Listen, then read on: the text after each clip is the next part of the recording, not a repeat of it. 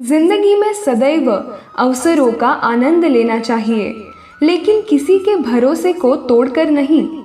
इस संसार में मनुष्य किसी भी रूप में बड़ा नहीं होता, बल्कि मनुष्य के पीछे जो ताकत खड़ी होती है वो ज्यादा बड़ी होती है। मनुष्य अपने सच्चे हृदय से जो दान दे सकता है वो अपने हाथों से नहीं दे सकता, और मौन रहकर हम जो कह सकते हैं वह हम अपने शब्दों से नहीं कह सकते। अंत काल में जो मनुष्य श्री कृष्ण का स्मरण करते हुए देह त्याग करता है वो उनकी शरण में आता है। इसलिए मनुष्य को अंत काल में श्री कृष्ण जी का चिंतन करना चाहिए। जिस व्यक्ति के पास संतुष्टि नहीं है उसे कितना भी मिल जाए वह असंतुष्ट ही रहेगा।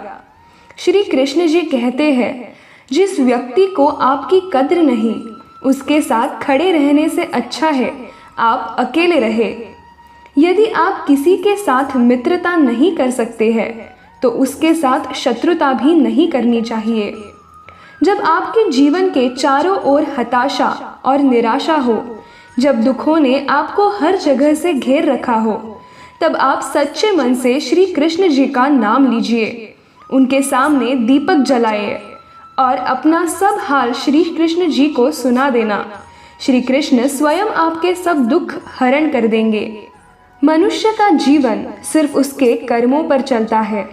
जैसा कर्म होता है वैसा उसका जीवन होता है। क्रोध की अवस्था में भ्रम जन्म लेता है। भ्रम बुद्धि को नष्ट कर देता है। बुद्धि के नष्ट होते ही व्यक्ति का पतन हो जाता है।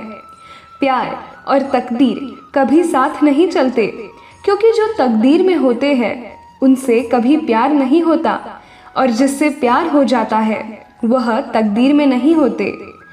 खाली हाथ आए खाली हाथ वापस चले जाएंगे। आज तुम्हारा है कल किसी और का था, परसों किसी और का होगा। तुम जिसे अपना समझकर मगन हो रहे हो, बस यही प्रसन्नता तुम्हारे दुखों का कारण है। हर कीमती चीज को उठाने के लिए झुकना ही पड़ता है। माँ और पिता का आशीर्वाद भी इनमें से ही एक है। वह जो सभी इच्छाएं त्याग देता है, मैं और मेरा की लालसा तथा भावनाओं से मुक्त हो जाता है, उसे शांति प्राप्त होती है। ईश्वर ने हमारे भाग्य में जो लिखा है उसे हमसे कोई छीन नहीं सकता, लेकिन अगर हमें अपने ईश्वर पर सच्चा भरोसा है तो हमें भी मिल सकता है जो हमारे भाग्य में नहीं लिखा है। इंसान का मुश्किल वक्त उसके लिए एक दर्पण की तरह होता है जो हमारी क्षमताओं का दर्शन हमें करवाता है। इस पूरे ब्रह्मांड में ऐसी कोई भी ताकत नहीं जो इंसान की शक्तियों की पूर्ति कर सके, क्योंकि इंसान की इच्छाएं एक समुद्र के समान होती है जिसे कभी भी भरा नहीं जा सकता। जो दूसरों की तकलीफों को समझते हैं, जिनमें दया है, दिल से अच्छे हैं, उन्हें दोबारा जन्म लेना नहीं पड़ता। अगर कोई मनुष्य हमारे साथ बुरा कर रहा है तो उसे करने दो, यह उसका कर्म है और समय उसके कर्म का फल उसे जरूर देगा। लेकिन हमें कभी भी किसी के साथ बुरा नहीं करना चाहिए, क्योंकि यही हमारा धर्म है। दुष्ट लोग समझाने मात्र से समझ जाते तो यकीन मानो महाभारत कभी ना होता। श्री कृष्ण कभी भी हमारा हाल नहीं पूछते, पर वो हमारी सब खबर रखते हैं।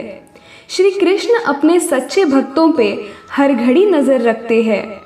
जो हुआ वो अच्छा हुआ, जो हो रहा है वो भी अच्छा हो रहा है, और जो होगा वो भी अच्छा ही होगा। तुम भूतकाल का पश्चाताप नहीं करो, भविष्य की चिंता भी मत करो, वर्तमान में जियो। अगर आप जीवन में असफल होते हैं तो आपको दोबारा प्रयास करने में कभी भी घबराना नहीं चाहिए, क्योंकि जब आप दोबारा प्रयास करते हैं तो आपकी शुरुआत सुनने से नहीं बल्कि अनुभव से होती है। अगर व्यक्ति शिक्षा से पहले संस्कार, व्यापार से पहले व्यवहार और भगवान से पहले माता पिता को पहचान ले तो जिंदगी में कभी कोई कठिनाई नहीं आएगी। फल की अभिलाषा छोड़कर कर्म करने वाला पुरुष ही अपने जीवन को सफल बनाता है। स्वार्थ से रिश्ते बनाने की कितनी भी कोशिश करे वो कभी नहीं बनते हैं, और प्रेम से बने रिश्तों को कितना भी तोड़ने की कोशिश करे वो कभी नहीं टूटते। जीवन में समय चाहे जैसा भी हो, परिवार के साथ रहो। सुख हो तो बढ़ जाता है और दुख हो तो बढ़ जाता है। जब आप प्रभु के साथ जुड़ जाओगे, कुछ लोग इसे दुख समझते हैं तो कुछ लोग इसे प्रभु की कृपा। बुरे कर्म करने नहीं पड़ते, हो जाते हैं, और अच्छे कर्म होते नहीं, उन्हें करना पड़ता है। अहंकार मत कर किसी को कुछ भी देकर, क्या पता तू दे रहा है या पिछले जन्म का कर्जा चुका रहा है। प्रेम और आस्था दोनों पर किसी का जोर नहीं, ये मन जहाँ लग जाए वही ईश्वर नजर आता है। इसी तरह कृष्णवाणी सुनने के लिए इस चैनल को ज़रूर सब्सक्राइब कीजिए।